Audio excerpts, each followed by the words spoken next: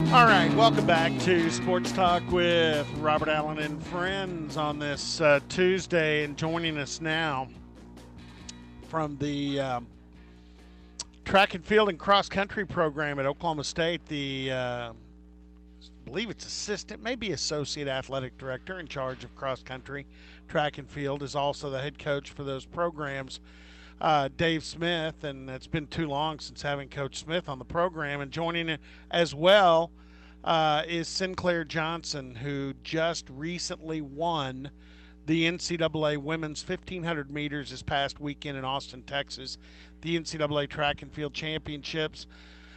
Not sure she knew it when she crossed the line, but it's the second fastest time in the history of collegiate track and field on the women's side for the 1500 meters, and also set the national championship meet record. I just consider it on the surface, and I'm no expert, as one of the greatest track and field accomplishments in the history of Oklahoma State University. But good afternoon, everybody. Hello. Hello. Hello. Hey there. Let's start. I heard Sinclair's post-race news conference. And but this is the first time, other than texting back and forth, I've heard from Coach Smith. I think I read in a story that you thought she was talking about Sinclair capable of something incredibly special like this. But as you were watching the race unfold, when you saw what was going on, Dave, what were you thinking as she made the last 150 meters to cross the line in Austin? Well, before the race, Sinclair and I kind of talked about what we thought might happen, especially with Jessica Harris, the woman from Notre Dame, and Jessica Hull, the woman from Oregon. And we kind of knew that Jessica Harris likes to kind of start throwing haymakers at about 3 laps to go. And if you can just weather that storm, you get a chance to beat her. And then we also knew that Jessica Hull likes to give everything she has at 300 meters to go. And so as I was watching the race unfold, it kind of played out exactly like we thought it might. And with 300 to go, sure enough, Jessica Hull just went to the accelerator and opened up maybe a 1.5 meter lead on Sinclair. And I thought, this is it. You got to weather the storm. And she responded about 5 meters later, closed the gap. And at that point, I told my assistant coach, I said, it's over. I said, she is not going to beat Sinclair today. So it just gave me goosebumps, gave me chills to see it unfold, the kind of ways Sinclair had been brought up. And honestly, I had no clue they were running as fast as they did. And when the time came up, I looked at it and I thought there's something wrong with the clock. They stopped it too early. So I had no clue how fast they were running. I was just watching the race unfold, and Sinclair ran a tactically perfect race. Sinclair, I watched your post-race news conference, and you were a ball of fire. I mean, describe the excitement when you look back on the race itself, the way it finished, and then afterwards, and talking to the media and accepting what you just accomplished. Can you put that into words now? Yeah, honestly, I still can't put it into words. During the race, I had no sense of time. I was just competing and racing against Jess Hull. So I think when I crossed the line and realized how fast I had run, I just really couldn't put that into perspective. And I was just filled with so much excitement. I mean, winning the national title was an awesome experience too, but and then running the time that I did too was just, and the conditions too at the meet was just very, very shocking to me, and I couldn't really quite comprehend what I had just done. Two things too that come to mind after listening to your comments afterwards. One is, I'm not sure recently I've heard anybody come out with as much respect for a fellow competitor as you seemingly have for Jessica Hall, the defending champion from Oregon, and then at the same time too, somebody who's just run, I guess, out of your shoes, out of your gourd, fill in the. But I mean, you could tell your comments afterwards. you just did something that you weren't sure you could ever do, or that was even Yeah, in your wheelhouse. yeah, definitely. I mean, throughout practices this season, I've definitely started to think that I could run a pretty fast time. Um, but you can make all these plans and have these big goals to run fast, but sometimes it doesn't actually come together, and sometimes you don't actually run that fast. So I think to not only have it be as fast as it was, but on the day it was, and when it counted too, was just very special. And yeah, I really couldn't believe how fast I did go. Yeah, Sinclair, you were asked in your post race. Somebody said, "What did Coach Smith tell you before the race?" And you made a comment that, he doesn't have to pep talk me. I'm not a pep talk kind of person, and a lot of times we don't talk much before the race. I mean, I know with Coach Smith from our previous conversations, he is very much a running strategist, and you have to be, especially when you're talking about cross country and distance running. A lot of times, teammates help set things up for teammates, and honestly, I love listening to Coach Smith talk about running strategy. He mentioned you guys did talk about the strategy of this race.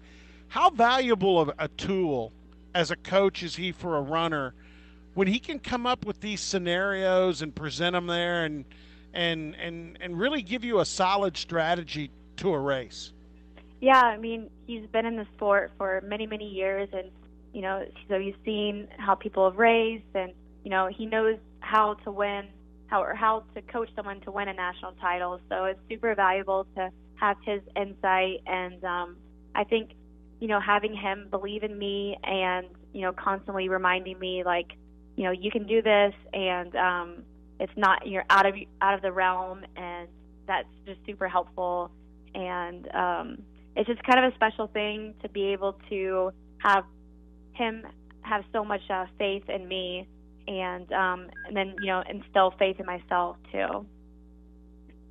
Yeah, and Coach, you kind of mentioned it. You said you turned to your assistant and said, "Hey, nobody's beating her today," and the only thing left to find out was the final time. But as a coach, when you watch a race go off like this, especially a strategic race like the 1,500 meters, how special is it to see that athlete execute what you guys have discussed and the plan?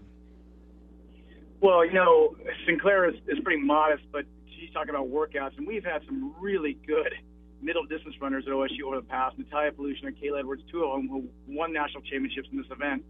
And just watching what Sinclair did over the spring, she, did things that even those women could not do in workouts. So I've been calling all my coaching friends, or not all of them, I have a couple of really close friends.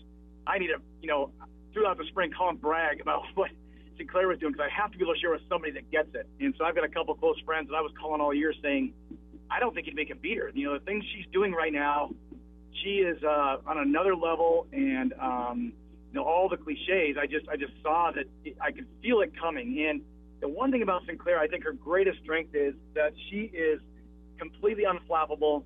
She doesn't get, her boat doesn't rock at all. And whether it's a good day or a bad day, she comes off the track pretty much with the same disposition. Going into a race, she never worries about bad days. She understands they may occur, and it doesn't stress her out. And I think her emotional steadiness and the way she kind of approaches pressure situations, it's really her superpower. And obviously she's physically gifted, but her mental and kind of emotional approach to competition is amongst the best I've ever seen. I think, to watch that race unfold, the reason I knew, once she got to 250 to go, I knew she was faster than Jess Hall, and I also knew that the pressure of the moment wouldn't get to her, and sometimes it did. I think Natalia Pollution before she won the championship time of the year, and it looked like she was going to win for sure, and she ended up 10th. I think the moment got to her, she wasn't ready for it, and the next year she was. But watching Sinclair, I just knew that those types of things weren't going to happen to her. So I knew, it was over. It was get to sit back and do the last 250 meters and kind of watch it go. I know just enough about track and field to be dangerous, I think. And so Sinclaire, I mean, we're not in the same room, obviously. You might grab a bat or something and hit me over the head for this comment, but I know from talking to other people and researching, you've run a lot of different distances. You've been a variable performer in your sport, and when I look, and again, no one's prototypical. I'm kind of beating around the bush on this, but to me, you see a lot of 1,500-meter runners. They're a little taller a lot of times. You seem to be more of a compact, explosive type athlete. You played, from what I understand, Tom Dorado, who interviewed you earlier, said you played lacrosse in high school, and that seriously you might have continued playing that sport. Talk about your athleticism, because, like I say, I could see where you could go out and run 60 meters and be competitive, and then also maybe go run even a greater distance than 1,500. Am I onto something there? And I want Coach Smith to comment on this too. Yeah. So, like you said, I played lacrosse for about 5 years before I hung up my lacrosse stick and really pursued running more seriously. But I think just being in that sport alone, like I was a midfielder, so I ran a lot, and it was a lot of quick sprints back and forth, and so I think my running career, even though I didn't know it, kind of started on the lacrosse field. And even in when I did play club lacrosse, a lot of parents would comment to my mom saying, "Wow, she just runs like a gazelle." And so I think that it kind of sparked a little bit of a interest in my mom for me to try and run later. So yeah, I definitely think that part has shown that like I have a lot of explosive muscles too, and able to run those quicker events. And in high school a lot I ran the 400, the 800, so I did a little bit of shorter distances. I would run cross country too, but I've definitely developed more of a mindset now of just being a general runner and not like secluding myself to just being a 1,500-meter runner or an 800-meter runner. And so like taking on that kind of mindset is I've been able to excel in further distances too, so like cross country and stuff like that. Coach? Yeah, I'd follow that and say that I think Sinclaire has all the tools, and I've told you this before. When I recruit female middle distance runners, I really look for athletic ability. I feel like a lot of times coaches look for people who run fast. They want good runners, but I feel like I can give someone that aerobic training and give them some aerobic strength. I can't give them pure athletic ability. So, Sinclair's mile time was amongst the best in the country in high school, and it didn't look like she'd be someone who would be dominant in the 1,500 meters 3 years later. Not her athletic ability. She was 55 in the 400, which is really, really fast for a middle distance runner, especially as a junior in high school. She, like you said, she played lacrosse. She was a good lacrosse player. And so one of the things that really attracted me to her when I was recruiting her is that she was an athlete first who happened to run. And I think, it's an important distinction that, there's a lot of good runners that aren't necessarily good athletes. But if you can find a really good athlete who happens to choose to run, then you've got someone like Natalia Felicia, Kayla Edwards, or Savannah Camacho, or now Sinclair. I think I kind of work really hard to kind of tease those athletes out of the woodwork and find people maybe others might be not so excited about because they don't understand what they're looking at. All right, last thing. To me, like I said, I think this is one of the most incredible accomplishments in this school, and obviously one of the most incredible accomplishments in the history of college, track and field with this time. And how does this change things? I mean, I'll start with Sinclair because, obviously this puts you on a track where you could be in the Olympics. You could do a lot of things. And, Tom planted this when he and I were talking earlier with your personality, having this accomplishment in your history. you could be on television being a commentator for track and field. I mean, because you've got that personality. This changes a lot of things, doesn't it, Sinclair? Yeah, it definitely does. Yeah, so honestly, after the whole race ended, I knew it kind of opened a lot of doors that I didn't really expect it to, and honestly, it's really hard to process everything and like what my future could hold. I mean, there's definitely a lot of running that I still want to do. I have left and want to do in college. I haven't really quite met all of my goals just yet, but like you said, it definitely opens a lot of doors, and I'm excited to see like exactly how far I can go. And Coach, I know she has some more competition to do at the college level, but boy, you talk about the kind of ambassador with her personality and the way people are drawn to her. For Oklahoma State University and Oklahoma State track and cross country, she's got a future beyond just competing as well.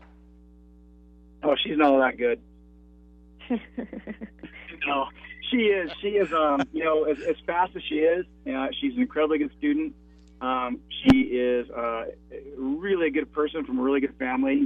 She's got parents and a brother that are equal to her in terms of their personality and the way they treat people and the way they make other people feel. And so, we're blessed to have her, not just because of her athletics, but really the way she shapes the culture of our team and her focus and her dedication, her work ethic, yes, but also, again, just the fact that she is, a national champion type person as well. And she's fun to work with. She's all the things you've said, Robert. Personality. I can't think. This opens doors for her, but she didn't need those doors open with her athletics, because outside of athletics, she's going to do whatever she wants to do anyway. And this might be a nice feather in her cap, but she's such a high achiever that she didn't need a national championship to pave the way for her. I mean, it was going to happen anyway. Yeah, but it's incredible cool that she's got it the way she did. It sure is. Yeah, I mean, you did it. Hey, Sinclair, you did it with a lot of flair, honey. I mean, you kicked some tail, and that was, just to watch it. When you watch it replayed, you get that excitement. Not many things on a replay can make you as excited as when you first watched it, but this is as good in replay. This will be good for a long time. Yeah, it was definitely, like Dave said earlier, just like a perfectly executed race. And I mean, I did win, but like even tactically, I don't have anything I could have done differently that day. And I think it was just by far my best race, just of how well I responded to moves being made, just how calm I felt, just how relaxed I was during the race, and just trying to remain as poised as long as I can. And Dave's always telling me, be patient, because I sometimes get a little bit anxious in races and just want to go for it. But I think that was a really testament to my ability to just really stay patient and not really give my last final gear until those 50 meters to go when I came on the outside and passed her. Well, congratulations to both of you, and again, I know sometimes, when you've got the big revenue team sports and all that, but I consider this one of the greatest athletic accomplishments in Oklahoma State history. I mean, thank you. Easily. So congratulations on that, and thank you. And look forward to if we could get a home meet, or do we have the cross country championships at home anytime again soon? 2020, we're hosting the NCAA championships. Okay. Oh, that's awesome. So there you go. Yeah. I mean, that's and regionals this fall too. Yeah, we have the NCAA regional championships this fall and the NCAA national championships this fall. Well, and see, this is the kind of thing, an accomplishment I think gets people to really pay attention and rally around a sport that we all know, because of the accomplishments, has deserved attention anyway. But like Coach said, you kind of become the face of the culture a little bit with something like this. and that's really cool. It's going to make people take notice of not only you but your teammates and the entire program, and that's cool too. So Yeah, that's so appreciate exciting. it. Thank you. Appreciate it, guys, gals. Thanks, Robert. So, thanks, Yeah, Coach. of course. All right, Sinclaire Johnson and Coach Smith, Dave Smith, and wow, I mean, that's that was a wowzer performance and accomplishment last weekend down in Austin, Texas. So really cool, and glad that they took the time to come on with us, and that's the cool thing. It wasn't just somebody went out and use their abilities. There was strategy, and there was planning that went into this, and then it was executed perfectly, and that's cool in sports.